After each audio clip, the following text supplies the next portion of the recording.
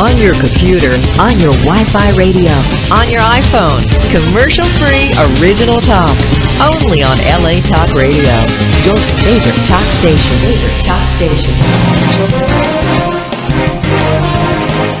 You're listening to Talk to Brazil with Tom Reaoch. Right here on LA Talk Radio.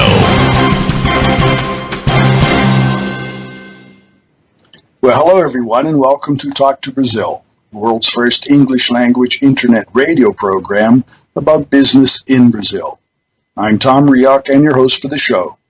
When you talk to Tom, you talk to Brazil and the world. Talk to Brazil is a talk radio program on LA Talk Radio, where interviewees and business partners come together to talk about business. Founded in 2009, we have interviewed hundreds of professionals and have shared their views regarding business, business culture, and education in a global economy.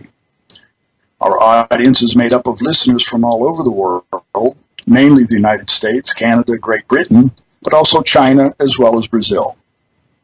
Today's guest is Daniel Bland. Daniel's the foreign correspondent in Brazil for Business News Americas, and he is also an English teacher aimed at improving the skills of employees from numerous multinational companies in Brazil.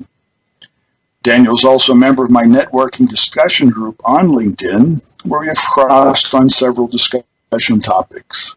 So with that, Daniel, thank you and welcome to Talk to Brazil. Hello, Tom. How are you doing? Thanks for having me here. Yeah, and for our global audience, Daniel is talking to us from Sao Paulo. No, but I see now actually in your area is infrastructure. That's your specific area now within the news. And I was looking at several of your recent posts on Business News Americas. And just taking your headlines, you can see there's just a whole lot happening here in Brazil. One of your headlines, Brazil's Rousseff earmarks $6.1 billion in waterworks. And then another, Brazil's Codevasf calls waterwork tenders for $1 billion project. And Brazil approves a 3,260-kilometer railway tender. And ANTT launches $5.4 billion in highway concessions. Is all of that really happening here? Yeah, there's a lot of stuff happening. The ones you read are, I guess, some of the more recent headlines. And I guess thanks to the World Cup, I guess three things. The World Cup, which is going to take place next year, the Olympics in 2016 in Rio de Janeiro, and the country developed the PAC, which is the acceleration program, which involves billions of dollars of work. There's a lot of work going on. It's not actually happening according to schedule, but it's happening. I think the government's in I would say it's a learning phase. With the first three airports were offered the concessions. Well, they seem to be redoing the concession for these next two that you mentioned, for Rio and Minas. Really to try to attract, I guess, more foreign capital into these projects. Yeah, they have made a couple changes. One would be the reduction of the experience needed. They were originally planning for Galeão you would need experience operating an airport with 35 million per year, and I believe 20 million for Confins. But now it has been reduced to 22 million for Galeão in experience with 12 million per year passengers at Confins Airport in Belo Horizonte. So that should attract more participants in the tenders. But regarding tenders, regarding tenders with airports and highways, and we got railways and ports, I don't think the expectation has been as good as the government was expecting, and most of the participants, a lot of the participants are local companies as opposed to international companies. Why do you feel that's happening? Why? I would say things aren't clear.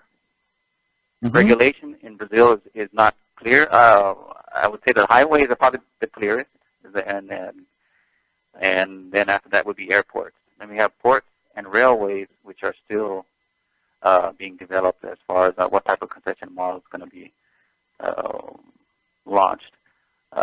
Because in Brazil, I think the culture here is people are flexible. What I know, things change. And it's like you just from something as simple as planning to go out to dinner with your friend, and okay, let's go out on Friday, and then on Friday at 5 p.m. we can't. Let's do it tomorrow. Whereas where I grew up in the United States, it's kind of like it's fixed the week before, and we're going to do it, and that's how it is. So I think this is also is what is happening with large-scale projects, where they plan things and then it changes.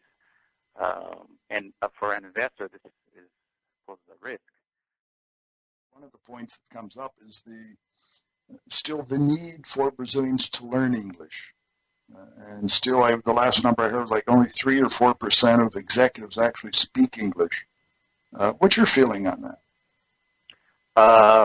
Yeah, it's related to age, from what I see. If you're over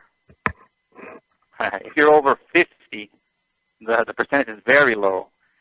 Actually, I taught for the bank over here, Bradesco, and it seems to be that the older the director, the older the person was, the less knowledge of English was there. And we're talking about people who are in very high positions. Mm-hmm. And but after the course was done, I think they learned a lot and they're doing better now. And I have not seen a reduction in demand, fortunately for me, even though they're saying that in Brazil the economy is slowing down. As far as me, in terms of teaching English, I rarely have to market, and I get students basically on word of mouth. And I do see that there is still a need for Brazilians to learn more English. But during your day as a journalist and as a reporter, digging for the information, is much of your day in Portuguese or in English for you to get the information that you need? 90% of digging for the information is or 80% is maybe in Portuguese, because I get the information from the government sources or from contacts, talking to people on the phone, which they speak in Portuguese. Some in English. Back to talking about who speaks English or not. But the executives of companies half speak English, half don't. When we're talking about the government, it's less. I mean, a lot of the government I see they don't speak English. Talking about government officials. So that might be an opportunity for teachers if they want to try to maybe work on that, direct themselves toward government officials.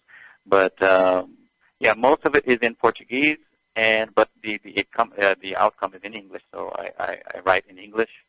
And occasionally I speak to executives from outside the country, which is in English.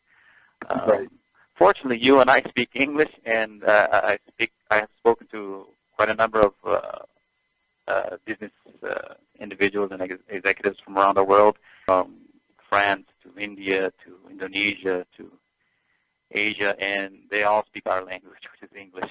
So it's important.